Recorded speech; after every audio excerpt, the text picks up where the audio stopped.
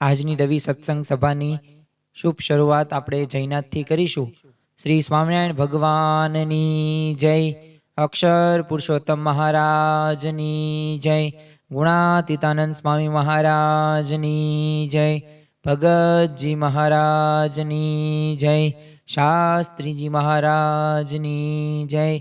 યોગીજી મહારાજની જય। પ્રમુખ સ્વામી મહારાજની જય।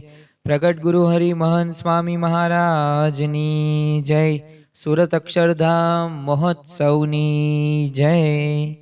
સભાની અંદર બેઠેલા દરેક જે દિવ્ય હરિભક્તો છે તેમને એક અનુભવ થયો હશે કે યોગીજી મહારાજનું જીવન ચરિત્ર અને એમના પ્રસંગો આપણે જ્યારે પણ સાંભળતા હશું, વિશ્વ વંદનીય પ્રમુખ સ્વામી મહારાજના પણ જ્યારે પણ પ્રસંગો આપણે વાંચવાના થતા હશે અથવા સંતોના મુખેથી આપણે સાંભળતા હશું, ત્યારે તેમની એક હજારો ને અનુભવ થયો છે એમના લક્ષણોની અંદર કે દરેક સમસ્યાની અંદર જે વિપરીત પરિસ્થિતિ બને છે તો તેઓ સ્વામિનારાયણ મહામંત્રની ધૂન કરતા હતા। એ પછી વરસાદ હોય કે ભૂકંપ, એ કોઈને બીમારી હોય કે કોઈની આર્થિક મુશ્કેલીનો ઈલાજ કરવાનો હોય તો આ મહામંત્રની એમની દ્રઢ શ્રદ્ધાથી અનેકના કાર્યો થયા પણ છે। તો ચાલો આપણે ધૂનની અંદર જોડાઈએ। સ્વામી નારાયણ નારાયણ, સ્વામી નારાયણ નારાયણ, સ્વામી નારાયણ નામ મારવાલા, સ્વામી નારાયણ નામ વાલા, સ્વામી નારાયણ નારાયણ, સ્વામી નારાયણ નારાયણ, સ્વામી નારાયણ નામ મારવાલા, સ્વામી નારાયણ નામ મારવાલા, સ્વામી નારાયણ નારાયણ, સ્વામી નારાયણ નારાયણ, સર્વોપરી ઘનશ્યામ મારવાલા,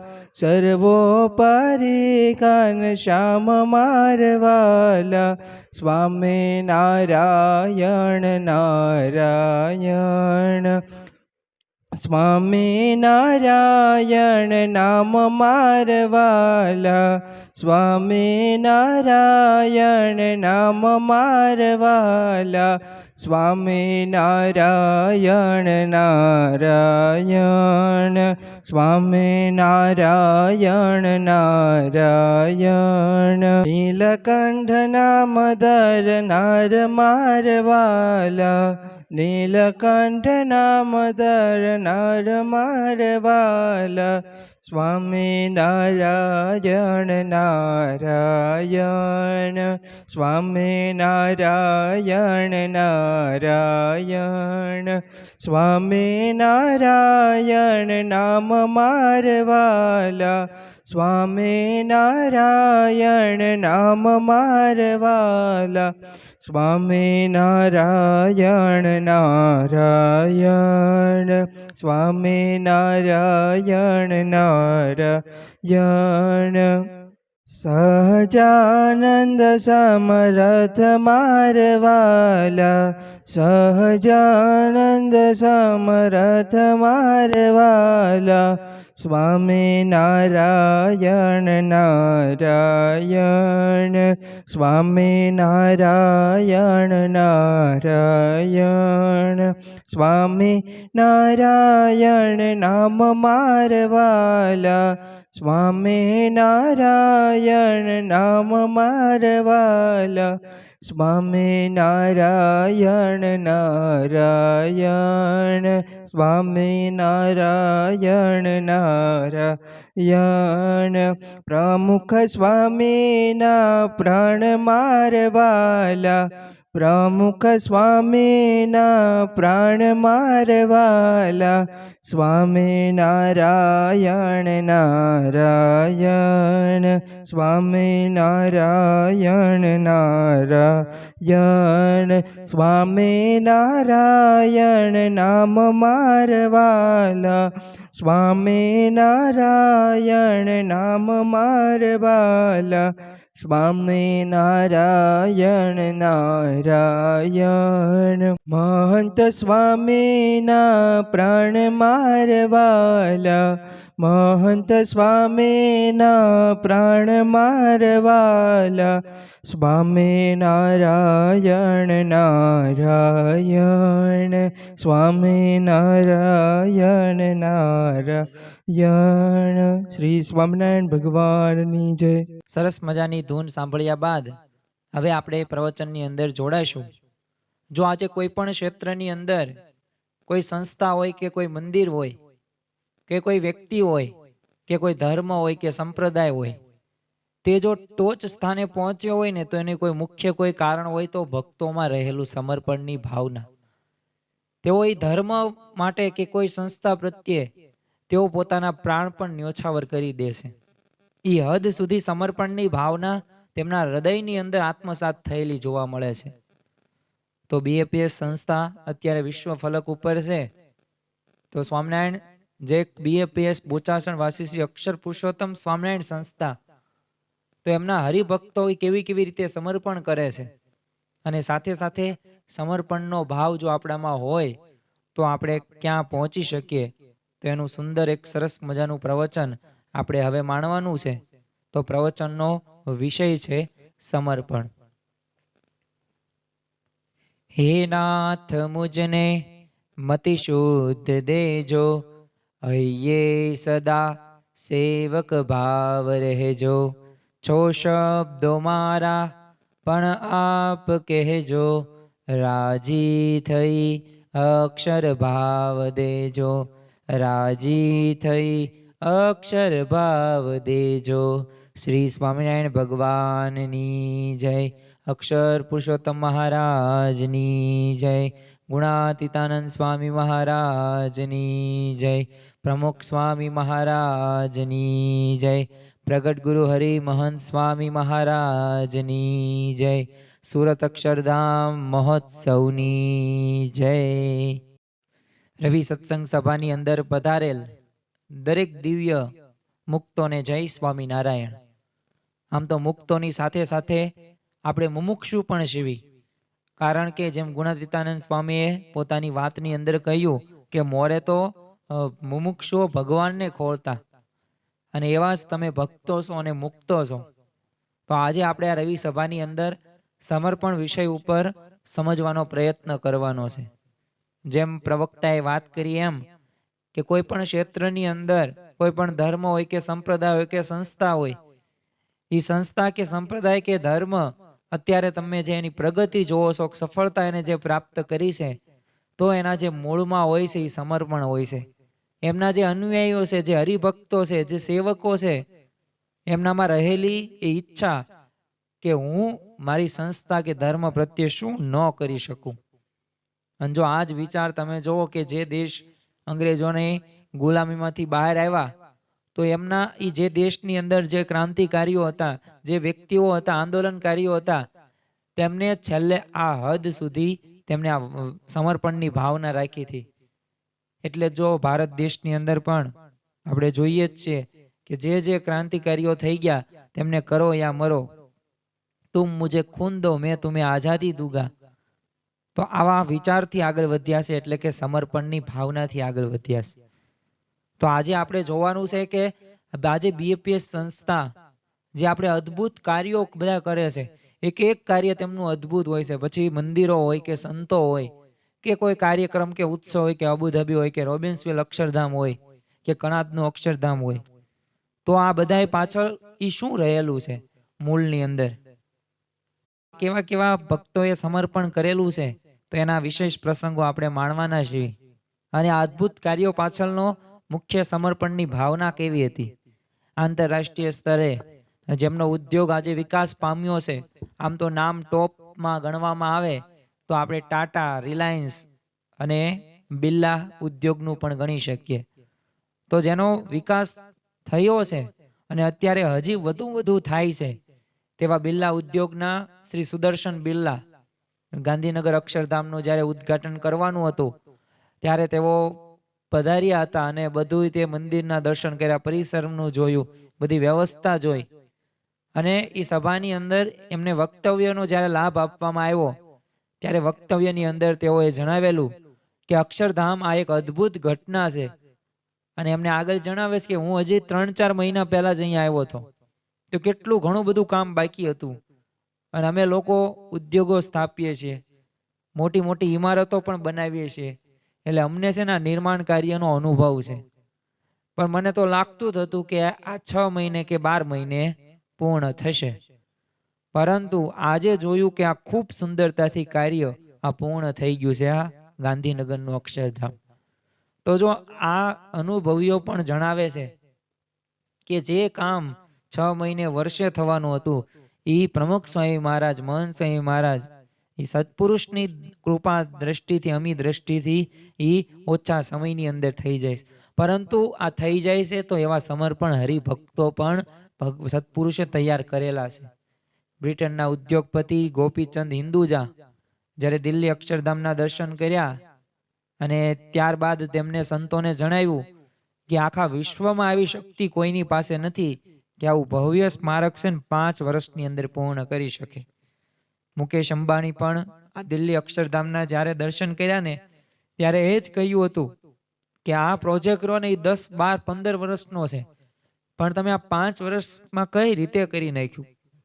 તો જો દરેક ઉદ્યોગપતિ હોય, અનુભવી હોય, જે પોતાના ક્ષેત્રની અંદર 50-50, 60-60, 70-70 વર્ષથી કાર્ય કરતા હોય, પણ છતાં પણ એમને અનુભવ થયો છે કે જે આ BAPS સંસ્થા જે કાર્ય કરે છે ને જે સત્પુરુષના જે આ સ્વયંસેવકો હરિભક્તો છે ને એમની કંઈક વાત અલગ છે. પ્રમુખ સ્વામી મહારાજ શતાબ્દી મહોત્સવ જે આપણે ભવ્યતાથી અને દિવ્યતાથી અને અવિસ્મરણીય ઘટના હતી, કારણ કે 1 લાખ કરતા વધુ સ્વયંસેવકો ત્યાં હાજર હતા અને કરોડો એ મેદનીઓ ત્યાં દર્શન કરવા માટે અમદાવાદની અંદર એ સ્વામિનારાયણ નગરની અંદર આવતા હતા. તો ત્યારે પણ આ જ અનુભવ થયો કે જે થવાનું ન હતું એ થઈ ગયું.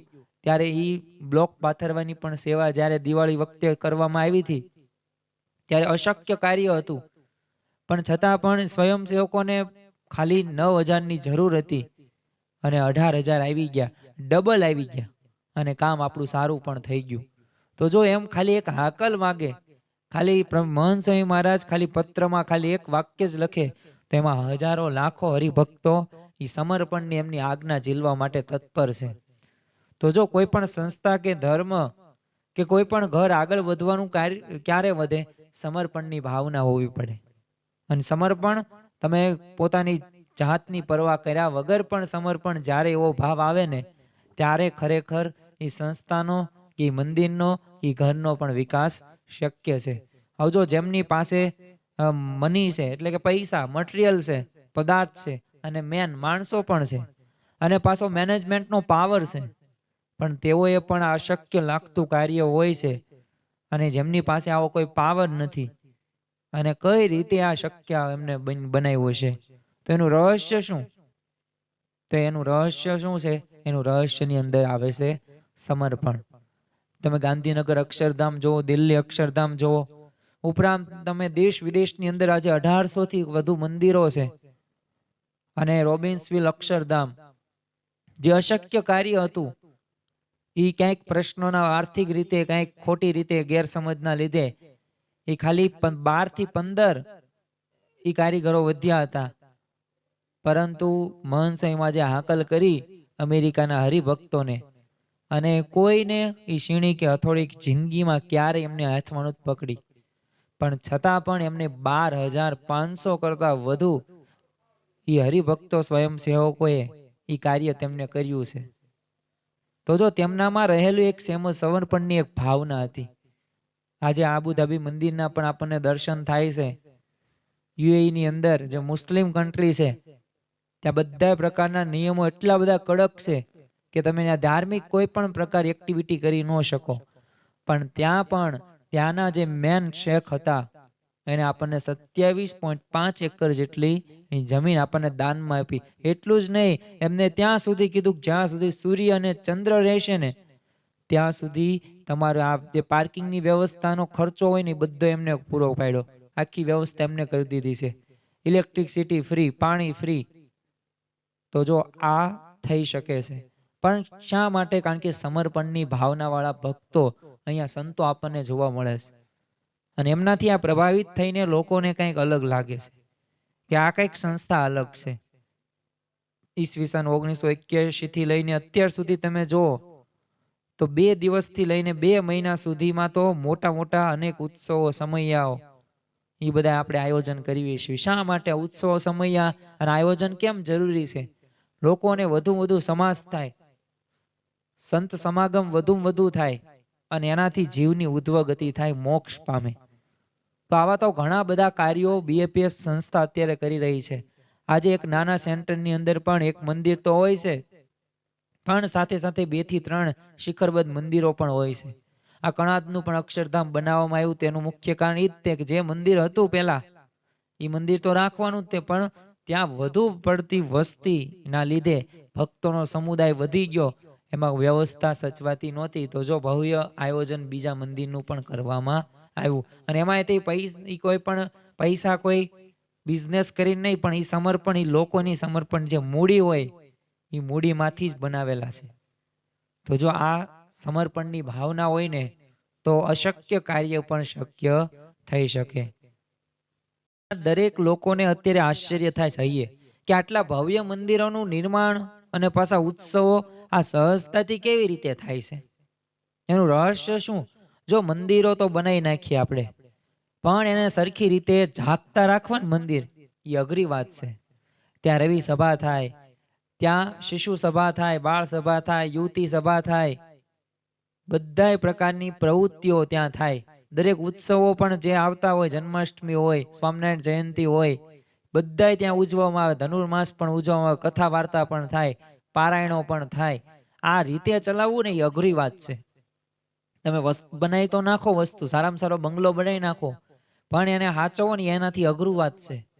તો અહીંયા જો મંદિરો ખાલી બનતા નથી, પણ મંદિરોને જાગતા રાખવામાં આવે છે. એક ચૈતન્ય મંદિરો કહેવામાં આવે છે, જેમાં પ્રાણ છે, જેમાં સતત શરૂઆત છે. તેનું રહસ્ય છે કે તન, મન અને ધનથી સમર્પિત સંતો અને ભક્તોનો આખો સમાજ, અને એનાથી આ શક્ય છે. ભગવાન સ્વામિનારાયણથી લઈને ગુણાતીત ગુરુ પરંપરાએ આવા સમર્પિત હરિભક્તોને એક વિશ્વ તૈયાર કર્યું છે અને આપણને ભેટ આપી છે. એકવાર રઘુવીરજી મહારાજ ગુણાતીતાનંદ સ્વામી સાથે હવે સોરઠ દેશની અંદર ફરવા નીકળ્યા હતા કથા વાર્તા પ્રસંગે. એટલે અહીં રસ્તામાં આચાર્ય મહારાજની ગાડીનો એક હશે ને બળદ લૂલો થયો. એટલે સ્વામીએ આચાર્ય મહારાજને ના પાર્ષદો હતા એમને બાજુના ગામ મોકલ્યા અને પોતાનું નામ લઈને બળદ માંગી લાવવાનું કીધું.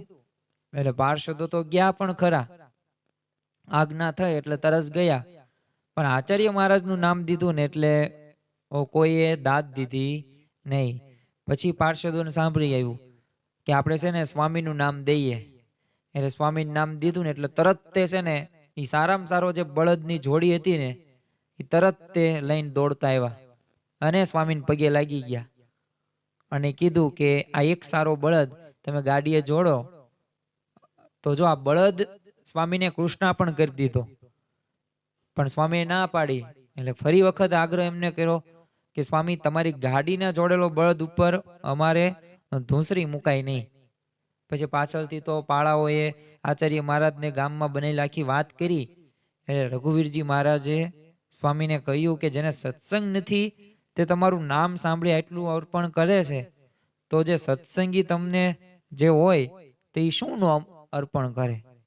અને એ સાંભળીને ગુણાતીતાનંદ સ્વામી હસે છે અને કહ્યું કે મહારાજ આ જુનાગઢની ખેંગાર વાવ સોરઠના સત્સંગીઓના માથા વડે ભરવી હોય ને તો ભરી દઉં, એવો સત્સંગ સૌને સમજાવ્યો છે. અને ખરેખર ગુણાતીતાનંદ સ્વામીએ એવી સત્સંગની વાતો, એવો સત્સંગનો જુનાગઢની અંદર અખાડો જમાવ્યો હતો કે ત્યાંથી તમને સમાગમ તમારે કરવાનું મન થાય જ તે. તમે ઘરે હોય ને તો તમને યાદ જુનાગઢ આવે, જુનાગઢના જોગી. એ તમને ગુણાતીતાનંદ સ્વામી યાદ આવે. તો જો ભગવાન અને સંતનો એ નિશ્ચય જીવનમાં દ્રઢ કરાવ્યો હોય ને, તો ત્યારે આવું સમર્પણ થાય. બાકી આપણે 10,000 રૂપિયા દેવામાં પણ 10 વખત વિચાર કરતા હોઈએ છીએ. આપણે એમ સમર્પણ નથી કરી શકતા. આપણને કોઈ કામ ચીંધવામાં આવે તો પણ આપણે કામ પણ નથી કરી શકતા. શા માટે? આપણામાં એ સમર્પણની દ્રઢ નિશ્ચય નથી. શ્રીજી મહારાજે પણ લોયાના 3જા વચનામૃતમાં કહ્યું છે કે જેને ભગવાનનો અને સંતનો મહાત્મ જ્ઞાને સહિત નિશ્ચય હોય, જો દરેક અમુકને નિયમ નિશ્ચય પક્ષ આ ખરા હરિભક્તના લક્ષણો જ ખરા છે, પણ નિશ્ચય ખાલી હોય પણ મહાત્મ જ્ઞાને ન હોય ને, તો એ લાંબો ટકી શકે નહીં, એને સમર્પણની ભાવના ન આવે. પણ મહારાજ આ વચનામૃતની અંદર શું કહે છે કે ભગવાન અને સંતનું મહાત્મ જ્ઞાને યુક્ત, એટલે મહિમા સાથે જ્ઞાન સાથે એ નિશ્ચય હોય ને, તો ભગવાનને અર્થે અને સંતને અર્થે શું ન થાય. એને અર્થે છે ને કુટુંબ, લોકલાજ, રાજ્ય, સુખ કે ધન કે સ્ત્રી એ સર્વનો ત્યાગ કરે, પરંતુ એ મહાત્મ જ્ઞાન નિશ્ચય ભગવાન અને સંતને અર્થે હોય તો. શ્રીમદ ભાગવતની અંદર આવી જ વાત કરી છે કે ઇષ્ટમ દત્તમ તપો જપમ વૃતમ યચાત્યન પ્રિયમ દારાન સુતાન ગૃહાન પ્રાણાન યત પરસ્મેન નિવેદન. અર્થાત કે યજ્ઞ હોય, દાન કે તપ કે જપ કરો કે સદાચાર કે પોતાના પ્રિય સ્ત્રી કે પુત્રો કે ઘર કે પ્રાણ પરમેશ્વરને અર્પણ કરતા શીખવું. અને આ ભગવાનને સમર્પણ થશું ને, તો જ ભગવાન આપણી વાત માનશે અને ભગવાન આપણી સાથે રહેશે. જો આપણને જે સારું શરીર આપ્યું, સારી બુદ્ધિ આપી, સારા વિચારો આપે છે ને, ભગવાનની કૃપાથી આપે છે. કારણ કે ભગવાન સર્વ કરતા હરતા છે. એટલે ભગવાન આપણી સાથે હોય ને, તો જ આપણને સારા વિચારો, સારા કાર્ય કરવાનું પ્રેરક બળ મળે. તો ભગવાનને આપણે ધીમે ધીમે અર્પણ કરતા શીખવું. જો શરૂઆતમાં આપણે લોભીઓ સ્વભાવ હોય અને આપણે બધા વિષયોમાં, આસક્તિઓમાં વધુ લેવાઈ ગયેલા હોય, તો આ કાર્ય થોડુંક અશક્ય બને છે. પરંતુ મહાત્મ જ્ઞાને યુક્ત જો આ વખત નિશ્ચય થઈ જાય, તો આ લોક લાજનું પણ આપણે જોઈએ નહીં. જો ભક્તોના જીવનની અંદર આ વાત દ્રઢ હતી, એટલે જ એક કવિએ ભક્તોની સમર્પણ ભાવનાઓને વર્ણવતા લખ્યું છે ને કે તમને સોંપ્યું સગળું વહાલા, કાંઈ ન રાખ્યું કામ રે, તલને તુલસી લઈને સંગુ, કોળિયું કર્યું ઘનશ્યામ રે. તો આવા સમર્પિત ભક્તોને કેવા કેવા પ્રકારની સમર્પણની ગંગા વહાવી છે. તો હવે આપણે એમના પ્રસંગો જોઈશું, પણ પ્રસંગો જોતા પૂર્વે આપણે એ તો સમજવું પડે કે મહાત્મ જ્ઞાને નિશ્ચય કરવો જરૂરી છે ભગવાન અને સંતને અર્થે. તો કેવા કેવા પ્રકારના સમર્પણની ભાવના હરિભક્તોના જીવનની અંદર છે. કરીએ તો છે સંપત્તિનું સમર્પણ. ગુજરાતીમાં કહેવત છે ને કે ચમડી તૂટે પણ દમડી ના છૂટે. વળી સંસ્કૃતની એક સૂક્તિમાં પણ કહ્યું છે કે અર્થાહા બહિર્શરા પ્રાણાહા, એટલે કે અર્થાત પૈસો રહ્યો ને એ બહિર પ્રાણ છે, તે છૂટવો બહુ જ કઠણ છે. જો દરેક શરીરની અંદર આત્મા છે, એમાં પ્રાણ સમાયેલો છે, આ વાત સૌને ખ્યાલ છે. પરંતુ એમ છે ને, આપણને એક બીજો પણ પ્રાણ છે, અને જે છે પૈસા. અને જો નાણાં વગરનો ના થયો, નાણે નાથા લાલ. આવી ઘણી બધી કહેવતો આપણે પૈસા સંબંધિત જોઈ પણ હશે. અને દરેકને આજે પૈસાનો મહિમા પણ ઘણો વિશેષ જોવા મળે છે. એટલે પૈસાનું સમર્પણ કરવું ને એ અઘરું છે. સંપત્તિનું સમર્પણ કરવું ને એ અઘરું છે. અમુક સેવાઓ કરશે દેહિક રીતે, પરંતુ જ્યારે પણ જરૂર પડે તો ત્યારે આપણે સંપત્તિ આપણી પાસે હોય અને એમાંથી આપણે દેવાનું થાય, ત્યારે આપણું બહુ મન છે ને ભારે પડે છે. એક રાજ્યમાં દાનવીર રાજા રહેતો. સવારથી સાંજ સુધી દાન કરે. ગરીબ હોય કે કોઈ ભૂખ્યા હોય કે પછી પરદેશના પણ કોઈ ભલે હોય સાધુ સંતો, એવા ભિક્ષુકો જે ભિક્ષા માગીને જે જમતા હોય, તો બધાને દાન કરે. એટલે એક વાર છે ને એક માણસ ત્યાં દાન લેવા માટે આવે છે. એટલે એના હાથમાં તો એક છે ને ખોબા જેટલું નાનું અમથું પાત્ર હતું, વાટકા જેવું હતું. એટલે રાજાએ કીધું કે, અને તરત કીધું એને કે દાન આપો આમને. એટલે રાજાએ આ પાત્ર જોયું ને એટલે તરત પેલા તો હસ્યા અને કીધું મૂર્ખ, મોટું પાત્ર લાવીને આટલા નાના પાત્રમાં કેટલું સમાશે. એટલે પેલા માણસે શું કીધું કે રાજા, આ પાત્ર ભરાઈ જાય ને એટલું જ દાન મારે જોઈએ છે, એનાથી વધારે દાન મારે જોઈતું નથી. એટલે રાજાએ પછી પ્રધાનને હુકમ કર્યો અને એક ખોબા ભરીને સોના મોરાને આપ્યો. અને પ્રધાને તે પ્રમાણે સોના મોહરો લાવીને દાનપત્રમાં જ્યાં નાખ્યા, પણ પાત્ર ભરાયું નહીં. બધાને આશ્ચર્ય થયું. પછી 2 ખોબા નાખ્યા, 5 ખોબા નાખ્યા, 10 ખોબા નાખ્યા, છેલ્લે 1 કડો ભરીને આ પાત્રની અંદર નાખ્યું, પણ છતાં પાત્ર અધૂરું અધૂરું જ રહે. એટલે રાજાને આશ્ચર્ય થયું. પછી તો ભંડારની અંદર જેટલું પણ ધન હતું ને, રાજા તો અકળાઈ ગયો, ચિંતિત થઈ ગયો કે હું એક વાટકા જેટલું, આટલું ખોબા જેટલું પણ દાન ન કરી શકું. અને ભંડારાની અંદર પ્રધાનોને હુકમ આપે છે કે જેટલું ધન હોય ને બધું લાવો અને આ પાત્રની અંદર નાખો. અને પ્રધાનોએ તો બધા હુકમ પ્રમાણે બધું ભંડારની અંદર જેટલું પણ ધન હતું, સોના મોહર ચાંદી બધું લાવ્યા અને આ ખોબામાં જેટલા પાત્રની અંદર નાખે છે. પણ છતાં આશ્ચર્ય સાથે પાત્ર અધૂરું જ રહે. એટલે રાજા હવે થાકી ગયો. હવે એની પાસે કોઈ ધન હતું નહીં. પોતે જે આભૂષણો પહેર્યા હતા એ વેક વધ્યા હતા. પરંતુ રાજા હવે ઓલા પેલા માણસને પૂછે છે વિવેકથી કે આ પાત્ર કેમ ભરાતું નથી?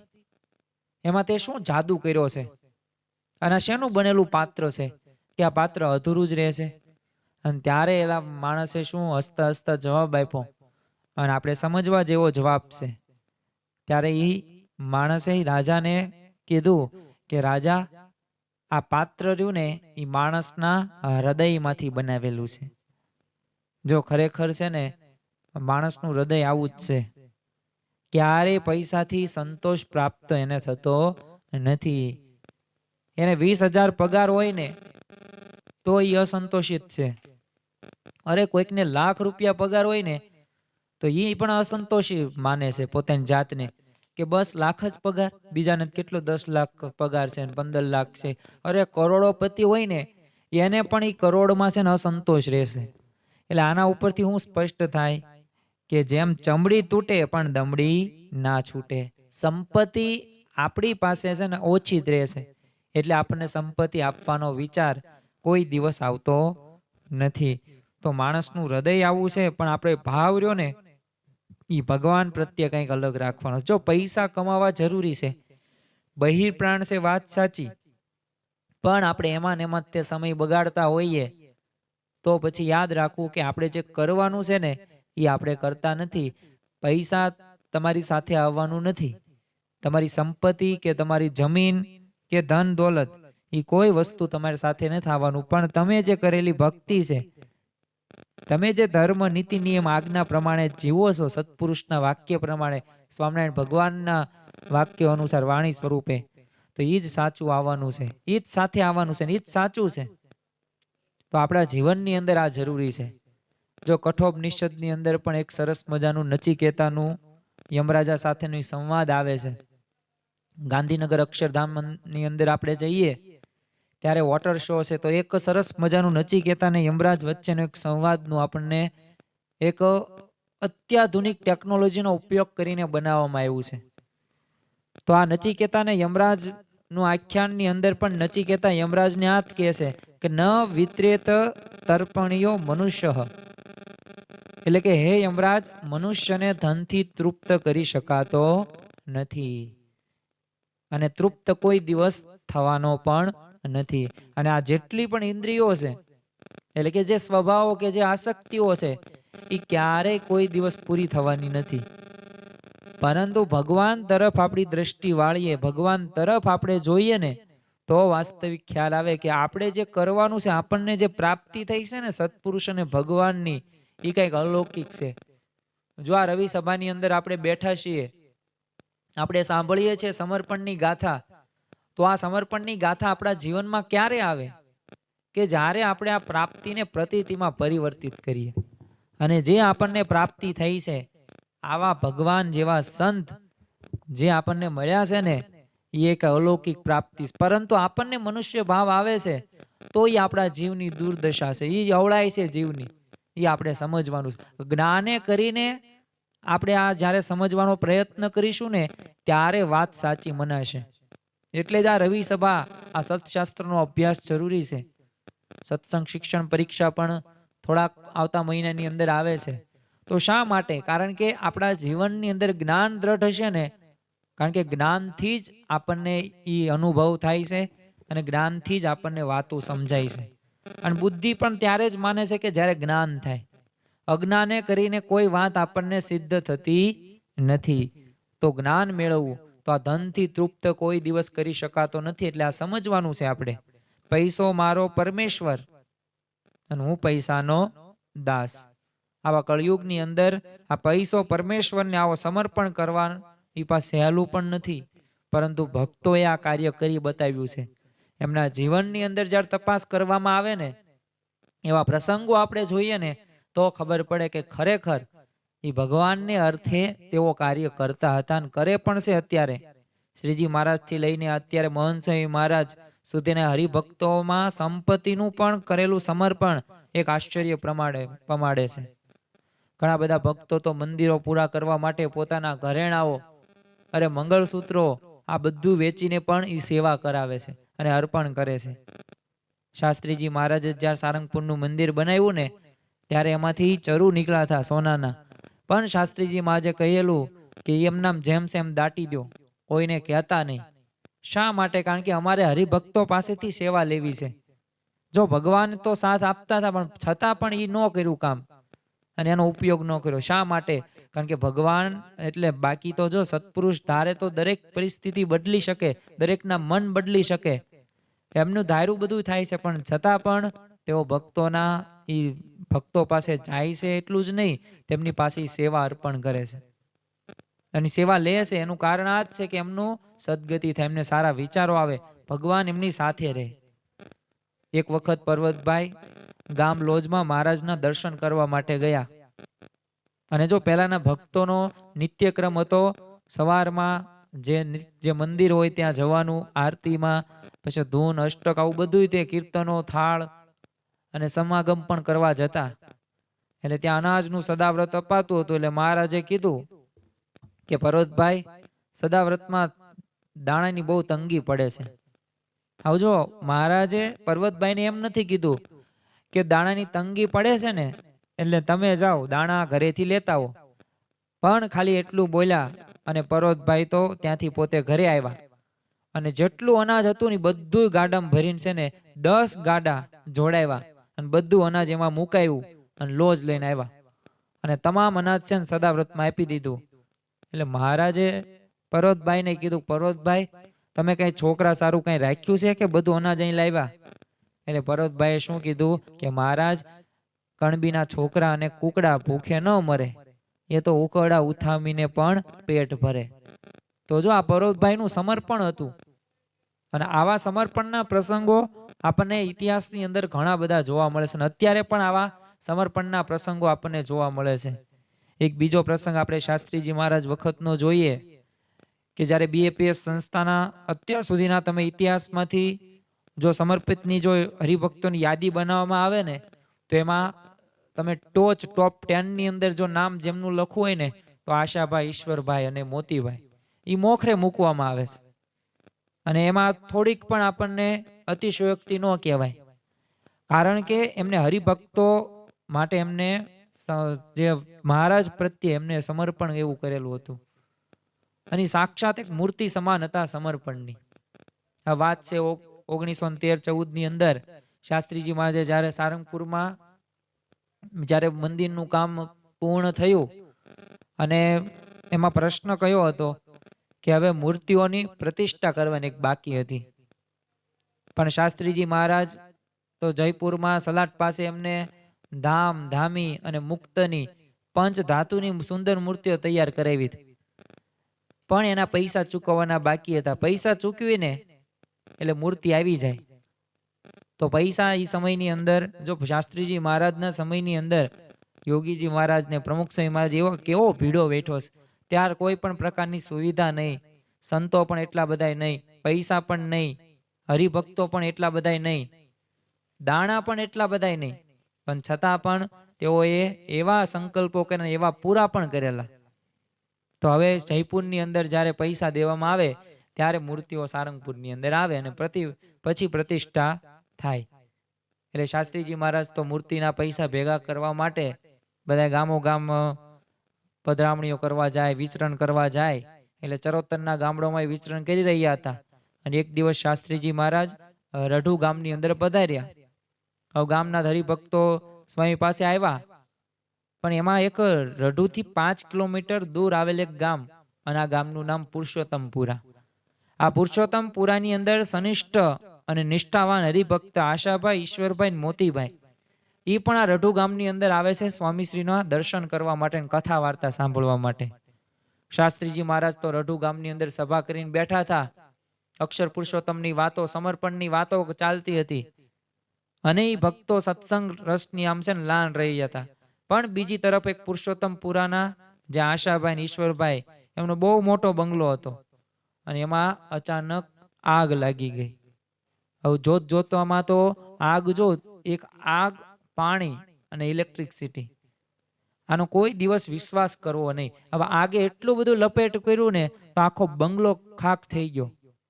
આમ કહેવાય ને કે અગ્નિદેવ સાક્ષાત આમ તાંડવ કરતા હોય ને, એવી મોટી જ્વાળાઓ ઘરની ચારેય બાજુ આમ લપેટી લઈ હતી. હવે ભગવાનની દયાથી ઘરના જે સભ્યો હતા ને, એમનો જીવ બધા બચી ગયા. પણ બંગલાની અંદર ઈ જેટલું પણ અનાજ હતું, 600 મણ કપાસ, 700 મણ ચણા અને 1000 મણ ઘઉં, આ બધું બળીને ખાક થઈ ગયું.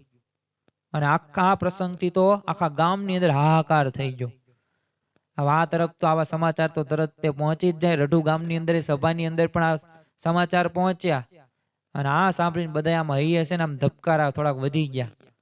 પણ છતાં પણ આશાભાઈ અને ઈશ્વરભાઈ તો બંને સ્વસ્થ હતા. એટલે શાસ્ત્રીજી મહારાજ સત્પુરુષ આશ્વાસન તો ભક્તોને આપે જ તે, અને આશ્વાસન આપ્યું કે આવી ઘટના બની એટલે કીધું મહારાજની ઈચ્છા છે, હવે તમે ધીરજ રાખજો.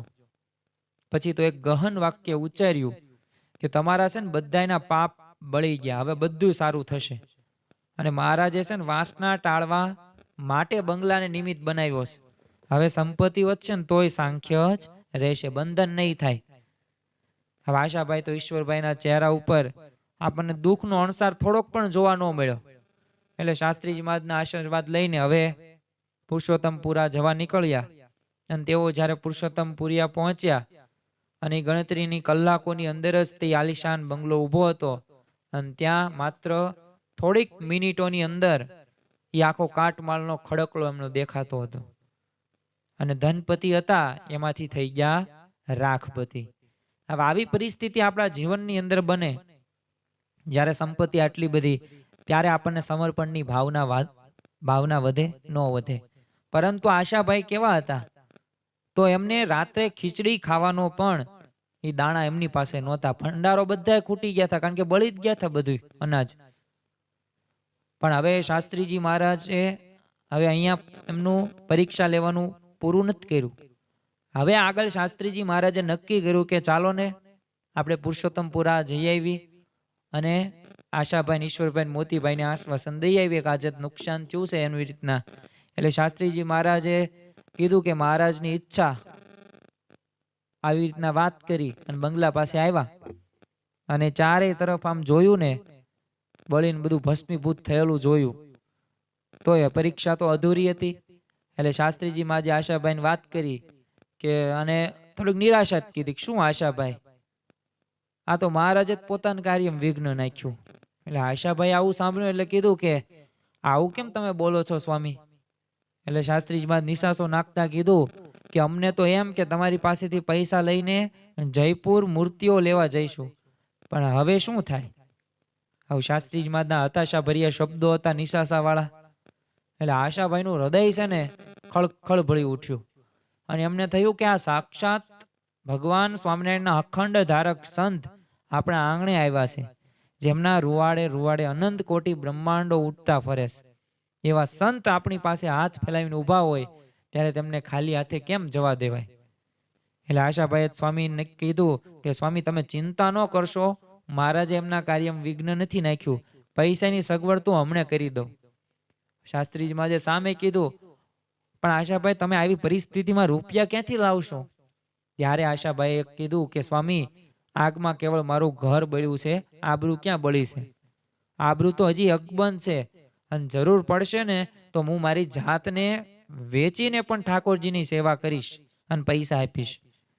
અને આશાભાઈ તો તરત તે ત્યાંથી પૈસા લેવા માટે એક માણસને રઢુ એક શરાફની પેઢીને ત્યાં મોકલે છે અને થોડી વારમાં એ માણસ જરૂરી પૈસા લઈને આવે છે અને આશાભાઈ ની પાસે રૂપિયાની થેલી જે આપે છે એ માણસ એ ઠાકોરજીના ચરણોમાં દીધી. અને આ જોઈને શાસ્ત્રીજી મહારાજની જે આંખો હતી ને એ આંખો આમ લાગણીથી છલકાઈ ગઈ.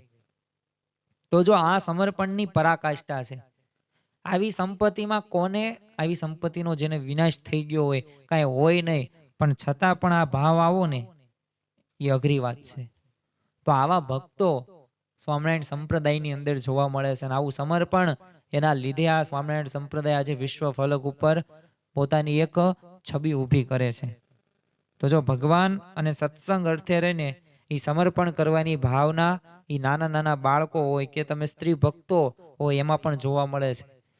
મહારાજ કાનમ પ્રદેશમાં મહી નદીના કાંઠાના ગામમાં વ્યવહારે દુર્બળ હોય ને એવા એક હરિજનને ઘરે પધાર્યા. એટલે મહારાજના દર્શન કરીને ખૂબ રાજી થયા અને પગે લાગી અને અમારે ત્યાં ભોજન તમે અંગીકાર કરીને આગળ પધારજો એવી આજીજી કરવા લાગ્યા. પણ એના ઘરના એ છાપરા ને કપડાં જોઈ મહારાજે જમવાની રોકાવાની ના પાડી કે ના ના અત્યારે નહીં, પછી ક્યારેક આવશું. પણ ત્યાંનો નાનો છોકરો આવ્યો અને પૈસાના અભાવે મહારાજ અહીંથી જવા તૈયાર થાય છે એવું એને જાણ્યું અને નાના બાળકે એના પિતાને કીધું, બાપા મને ક્યાંક વેચી આવી અને એના પૈસા આવે ને એમાં જ મહારાજને જમાડો. પણ મહારાજને ભૂખ્યા ન જવા દો.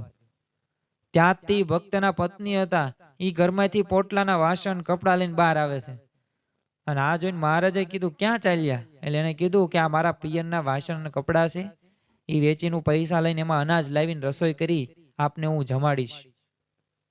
અને આવી રીતે મહારાજે જે આમ જોયું કે ઓહો કેવું સમર્પણની આમની ભાવના છે આ ભક્તની, એમના પુત્રની અને એની પત્નીની.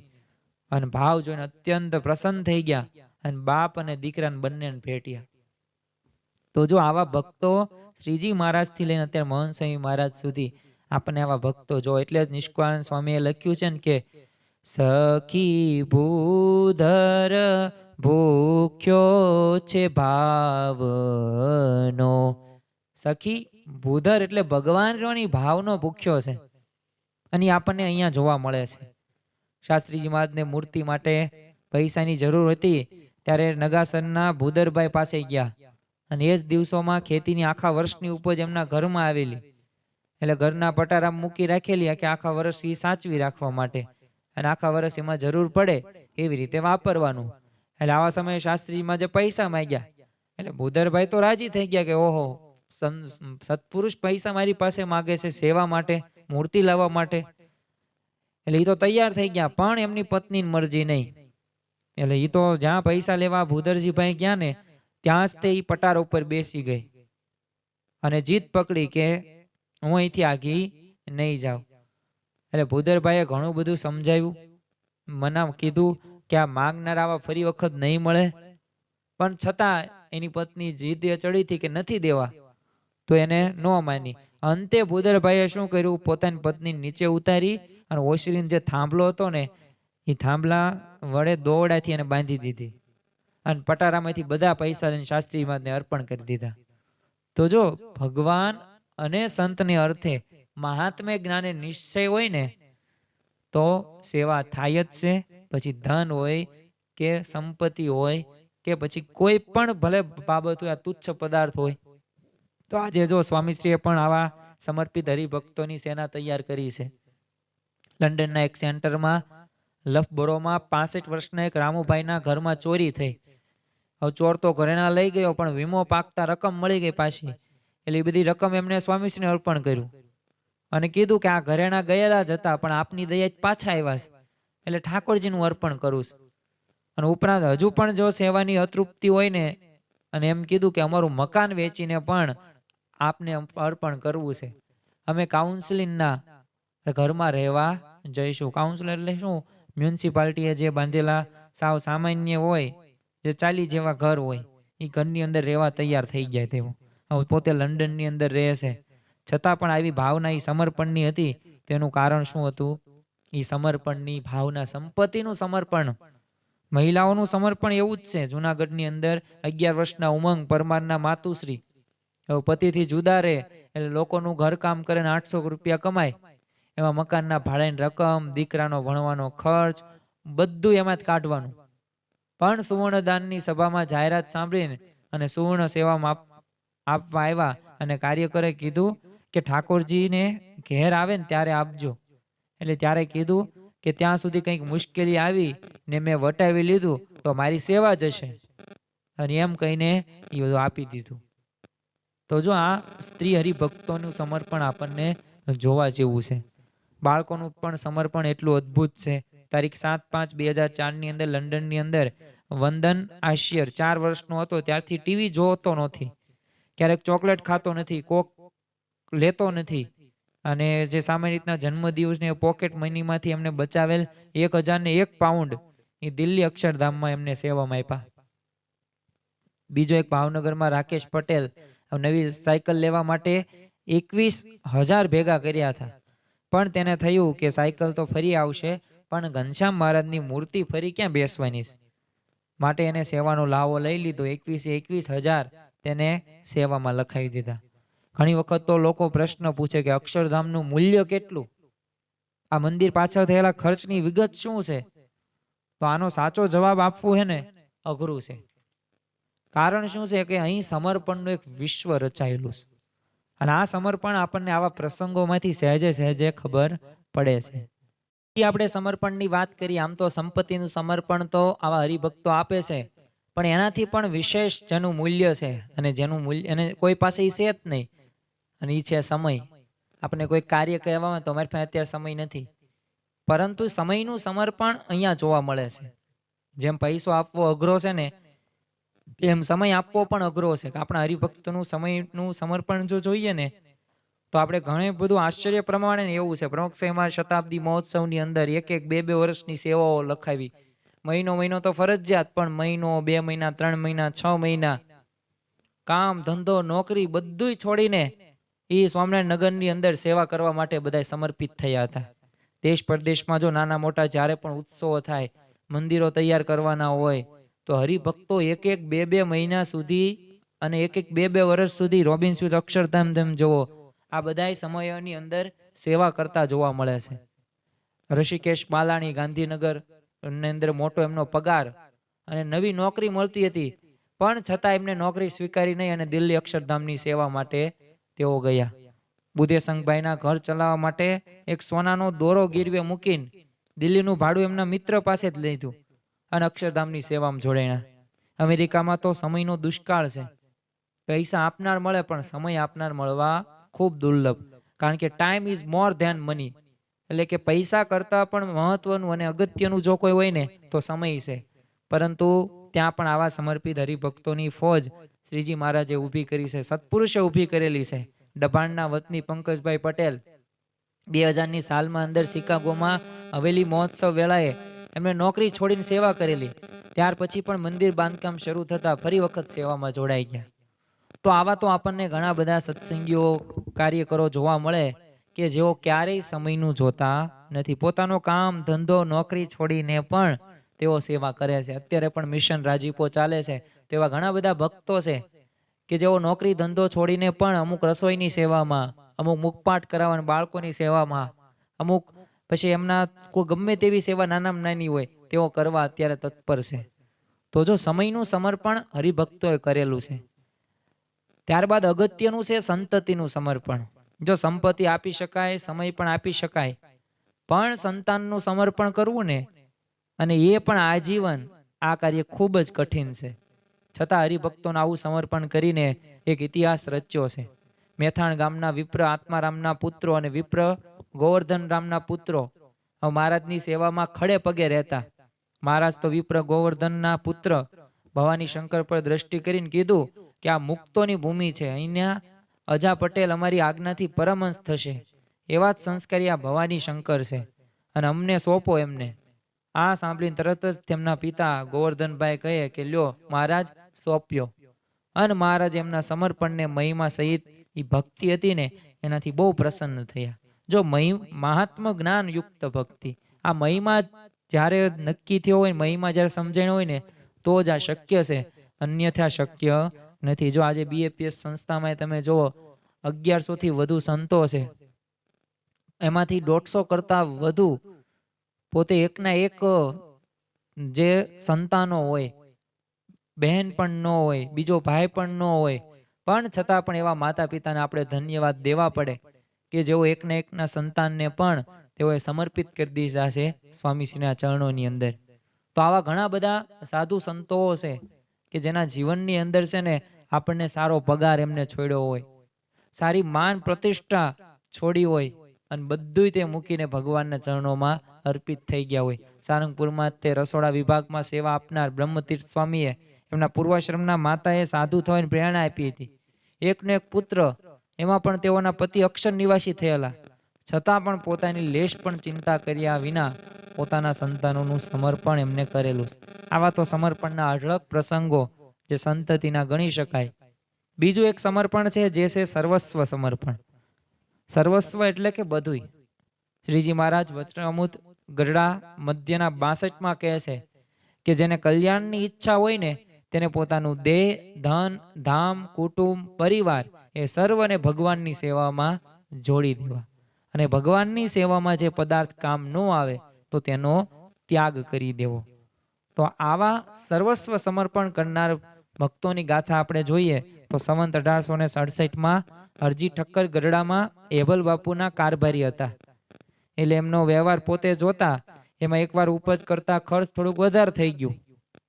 એથી એમને એ મૂંઝવણ કે મહારાજે કદી દાદા ખાચર 10 વર્ષના છે, પિતા વૃદ્ધ છે, લાડુબાન જીવુબાના મુક્ત છે, બધા મહારાજને સંતોની સેવામાં તન મન ધન સર્વસ્વ સમર્પણ કરે છે, પણ ભાવનગર રાજ્યનું મહેસૂલી ભરી શકાતું નથી, મહેનત થાય એમ નથી, જમીન ખેડવા બળદની જોડ નથી. અને ત્યારે બ્રહ્માનંદ સ્વામીએ કીધું કે બીજી લઈ લો. ત્યારે અરજી ઠક્કરે કીધું નાણાં જોઈએ ને, એમણે બળીરાજાની જેમ સર્વસ્વ આપ્યું છે. તો જો એમ આ દાદા ખાચરના જીવનની અંદર જો આ એક આ પ્રસંગ ઉપરથી આપણને ખબર પડે કે મહારાજ 27 વર્ષ સુધી ગઢડાની અંદર રહ્યા. ગઢપુર જોતા શ્રીજી સાંભળે, આ એમના વાક્ય કહેવાતું નથી, પરંતુ દાદા ખાચરની અનન્ય ભક્તિ નિષ્ઠા હતી, નિશ્ચય હતો મહાત્મા જ્ઞાન યુક્ત. તો તેઓ એના જે ગાયો ભેંસો હોય ને એ દૂધ પણ એ મહારાજ અને સંતોના ભક્ત એમ પરમહંસોના અર્થે કરી નાખ્યું. મુક્તાનંદ સ્વામીએ કીધું છે ને કે જો બલિનું મન નવ હાર્યું, ગુરુ વચન હદે નવ ધાર્યું, તન મન ધન પ્રભુ પર વાર્યું. બલિરાજા જેવું જ સમર્પણ દાદા ખાચરનું જોવા મળતું. તેથી જ શ્રીજી મહારાજ એમની પ્રેમ ને સમર્પણની ભક્તિથી ત્યાં બંધાયા હતા, ને એટલું જ નહીં પણ ત્યાં રહ્યા છે. કારણ કે હું ગઢડાને ગઢડું મારું એ કદી નથી મટનારું. શાસ્ત્રીજી મહારાજના સમયમાં પણ આપણે હમણાં વાત કરી એમ કે શ્રીજી શાસ્ત્રી આશાભાઈએ ઈશ્વરભાઈ આવા ભક્ત હતા, બધું અનાજ બળી ગયું, પણ એવા સંજોગોમાં પણ શાસ્ત્રીજી મહારાજને 1200 રૂપિયાની સેવા કરી. અને આશાભાઈ 70 વર્ષે સાધુ થયા અને સંસ્થાની પણ એમને સેવા કરી. મણિભાઈ સલાડવાળા શાસ્ત્રી મહારાજની સુવર્ણ જયંતિ વખતે એ ઘરના બધા ઘરેણા હતા ને એ બધાય ઘરેણા વેચી દીધા અને સેવામાં દઈ દીધા. શાસ્ત્રીમાં જે અક્ષર પુરુષોત્તમ ઉપાસનાનો યજ્ઞ જ્યારે આરંભેલો ત્યારે એ ભક્તોના એક જીવન મંત્ર બનાવેલો. એટલે જે કીર્તનમાં એમની ભાવના જણાવી છે કે અમે આ યજ્ઞ આરંભ્યો, બલિદાનો અમે દઈશું, અમારા અક્ષર પુરુષોત્તમ ગુણાતીત જ્ઞાનને ગાઈશું, અમે સો સ્વામીના બાળક મરીશું, સ્વામીને માટે જીવીશું, સ્વામીને માટે મરીશું, સ્વામીને કાજે. તો જો આ જે રહ્યો ને આરંભ યજ્ઞ તે આરંભ્યો. તો આજે પણ આપણે આ સર્વસ્વ સમર્પણ કરનાર ભક્તોને એક સમાજ આપણને જોવા મળે છે. શિકાગોમાં એક રાત્રે 11 વાગ્યે સંતો સુવાની તૈયારી કરી રહ્યા હતા. ત્યારે યુવા સ્વયંસેવક જયેશભાઈ પટેલ કંડારીનો ફોન આવ્યો કે સ્વામી એક સમસ્યા છે, આવું. ત્યારે સંતોએ સહાનુભૂતિ તેમને મંદિર બોલાવ્યા અને થોડી જ વારમાં જયેશભાઈ એક ભારેખમ બેગ લઈને સંતોના કમરામાં દાખલ થયા. અને તેઓએ બેગ ઉઘાડી કરી અને કીધું કે મારી અને મારા પત્નીની તીવ્ર ઈચ્છા છે કે અમારી બધી જ બચત છે ને મંદિર નિર્માણ માટે ઠાકોરજીના ચરણોમાં અર્પણ કરવી છે. થોડી વાર તો બધાય સંતો સ્તબ્ધ થઈ ગયા અને સંતોએ કીધું કે બધી બચત આપવાની કઈ જરૂર નથી, તમે સેવા કરી જ છે અને વળી તમારો પણ વ્યવહાર સંસાર છે, એટલે વ્યવહાર માટે તમે તમારી પાસે જ રાખી મૂકો. પરંતુ જયેશભાઈએ તો મંદિર નિર્માણ માટે ધન સ્વીકારવા ખૂબ આગ્રહ કરી જ રાખ્યો એમને. પણ સંતોએ મચક ન આપી એટલે બેગ લઈને તેઓ બહાર નીકળ્યા.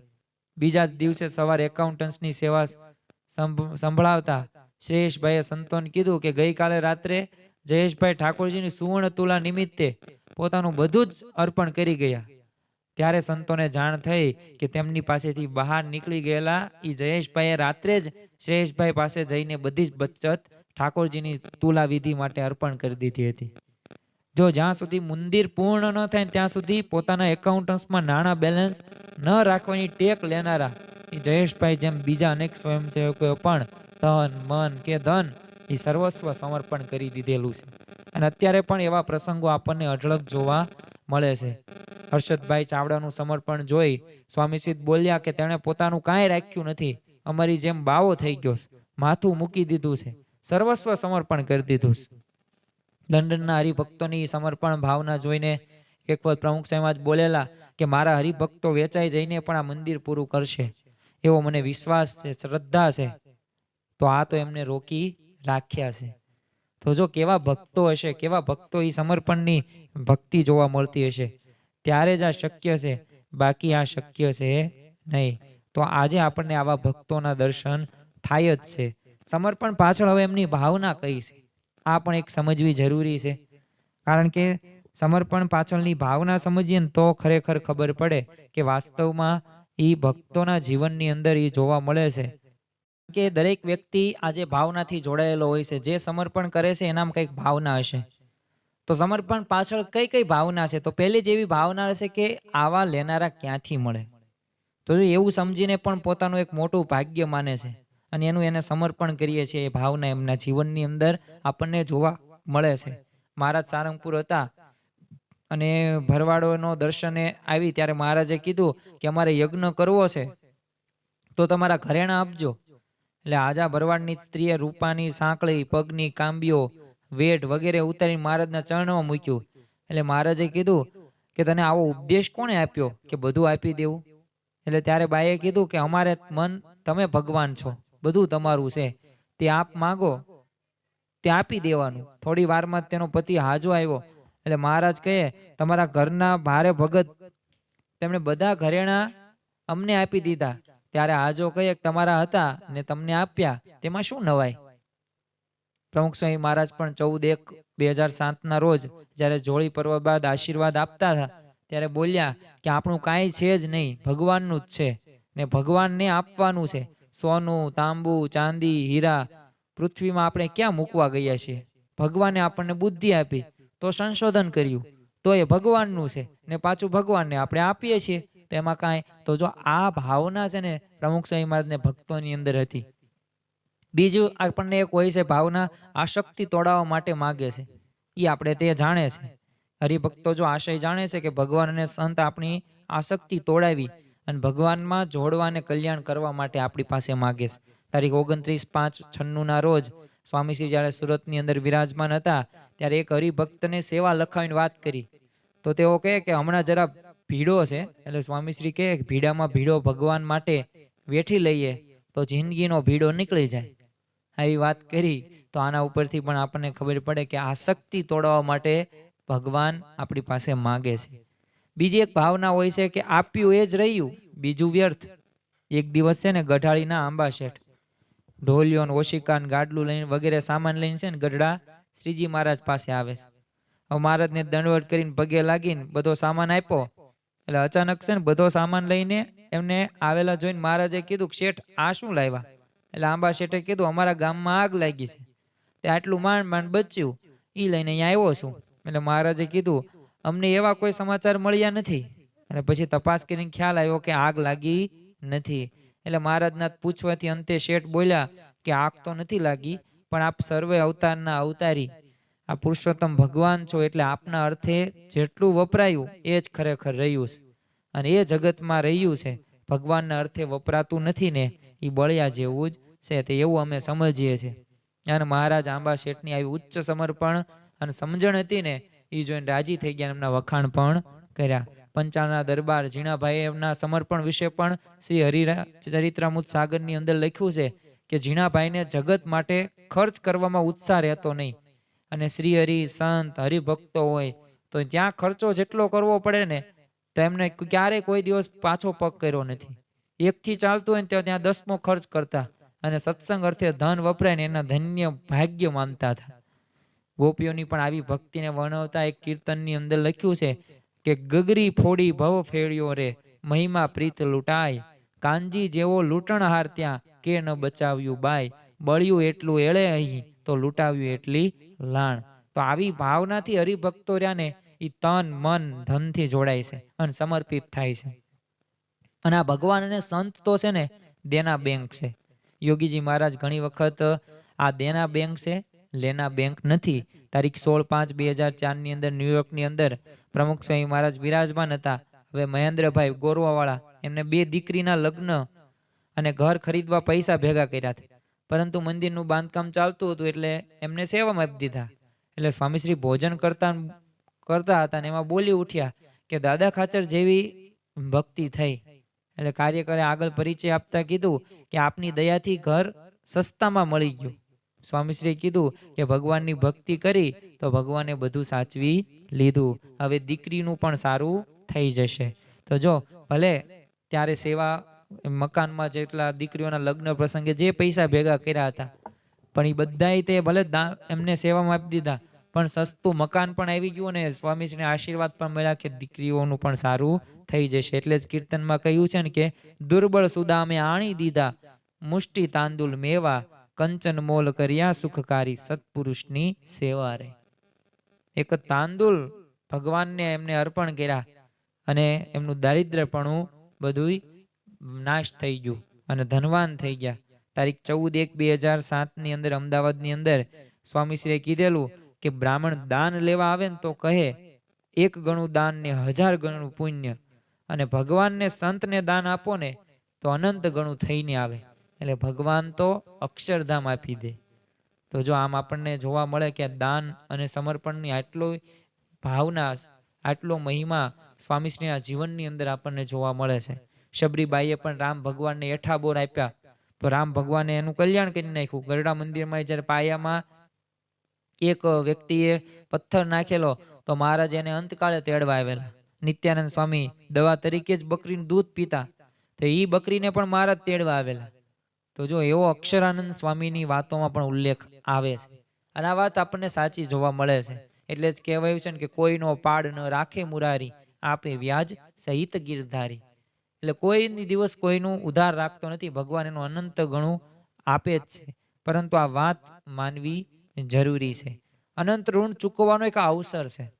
ભગવાન ને સંતનું આપણા પર અનંત ઋણ છે જે આમ ચૂકવી શકાતું નથી. પણ એમને પોતાનો દેહ આપણા માટે કૃષ્ણાર્પણ કરી દીધું. તો આવા ગુરુનું ઋણ આપણે ચૂકવી શકીએ તેમ નથી. 100 માથા જાતા સોંઘા છોગાળા એક શિરે કે વાસ્તે કર્યું ડરત હે ગમાર. દેશભક્ત નાથા હેલ કહેતા કે I regret that I have only one life to dedicate to my country. અર્થાત કે મને દુઃખ થાય છે કે મારા દેશ માટે અર્પણ થવા માટે મારી પાસે એક જ જિંદગી છે. જો મને ઘણી જિંદગીઓ મળે ને તો દેશ માટે સમર્પિત દર વખતે થઈ જાવ, સમર્પણ આપી દઉં. તો આપણને આવા ગુણાતીત મળ્યા છે તો આપણને પણ થવું જોઈએ કે I regret that I have only one life to dedicate to my guru and BAPS. અર્થાત કે મને દુઃખ થાય છે કે પ્રમુખ સ્વામી મહારાજ, મહંત સ્વામી મહારાજ અને BAPS સંસ્થાની સેવા માટે સમર્પણ કરવા માટે મારી પાસે એક જ જિંદગી છે. તો આપણે પણ ભગવાન અને સંતના ચરણોમાં આપણે પ્રાર્થના કરવાની છે કે આપણા જીવનમાં પણ આ સમર્પણની ભાવના આવે. કારણ કે તન મન ધન અર્પણ હો કરીએ પ્રાણ માગે તો પ્રાણ પાથરીએ. આપણે જે આપણા જીવન, આપણે તન કે મન કે ધન જે દૈહિક રીતે સેવા હોય, લૌકિક રીતે, સંપત્તિની રીતે, સમયના રીતે, તો બધી આપણે સેવા કરીએ. કારણ કે મહાત્મ્ય જ્ઞાન યુક્ત નિશ્ચય થઈ જશે તો આ શક્ય છે. તો મહાત્મ્ય જ્ઞાન યુક્ત નિશ્ચય કરીને મહારાજ અને સ્વામીના ચરણોમાં આપણે આપણી જિંદગીના જે અમૂલ્ય સમય છે, જે આપણી પાસે જે સંપત્તિ છે, જ્યારે જરૂર પડે ત્યારે આપણે દશાંશ વિશાંશ ભાગ તો આપણે કરીએ જ છીએ, પણ જ્યારે એવા ઉત્સવ સમયની અંદર જ્યારે સેવા કરવાનો લાભ થાય તો ત્યારે પણ આપણે ઈ સમર્પણ કરીએ. તો આજના દિવસે મહારાજ સ્વામીના ચરણોમાં પ્રાર્થના કરીએ કે આપણા જીવનની અંદર પણ, જેમ અત્યારે રવિ સભાની અંદર આપણે સમર્પણ વિષય ઉપર જોયું પ્રવચન, તો આ સમર્પણના થોડાક એવા ગુણો આપણામાં આવે જેથી આપણને પણ એક સમર્પણની ભાવના જન્મ થાય, ઉદય થાય. તો મહારાજ સ્વામીના ચરણોમાં પ્રાર્થના કરીએ કે સમર્પણની ભાવના અમારા જીવનમાં દ્રઢ થાય એવી બળ, બુદ્ધિ અને શક્તિ આપજો. શ્રી સ્વામિનારાયણ ભગવાનની જય. હવે રવિ સભાના અંતની અંદર આપણે ધ્યેય મંત્ર અને વિદાય શ્લોકમાં જોડાઈશું અને આજની રવિ સત્સંગ સભા પૂર્ણ કરશું. ગુણાતીતમ ગુરુમ પ્રાપ્યમ બ્રહ્મરૂપમ નિજાત્મનઃ વિભાવ્ય દાસ ભાવેન સ્વામિનારાયણમ ભજે.